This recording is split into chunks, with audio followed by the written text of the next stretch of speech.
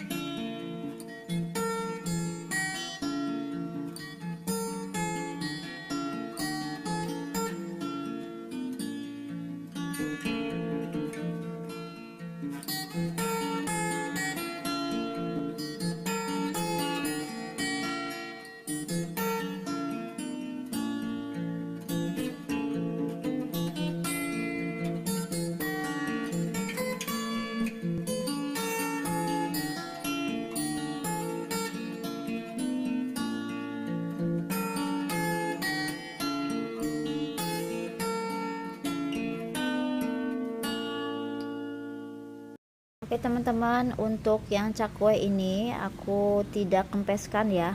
Jadi biarkan yang CakWeh masih dalam proses melanjutkan pengembangannya, jadi tidak dikempeskan. Tapi kalau yang isian coklat aku harus kempes sedikit karena mau diisi coklat. Nah ini menggunakan sumpit ya untuk membelah, dan jangan lupa semua ditaburi sama tepung supaya tidak lengket. Nah, jadi kalau CakWeh biasanya cuman dibelah begini aja tapi tidak sampai putus ya, hanya ditekan-tekan pelan-pelan aja, terus kemudian kita balik, dan jangan lupa taburi tepung supaya tidak terlalu lengket banget. Nah semua di proofing juga ya, baik yang isiannya coklat maupun yang CakWeh ini juga kita proofing lagi sampai mengembang lagi, nanti baru kita goreng.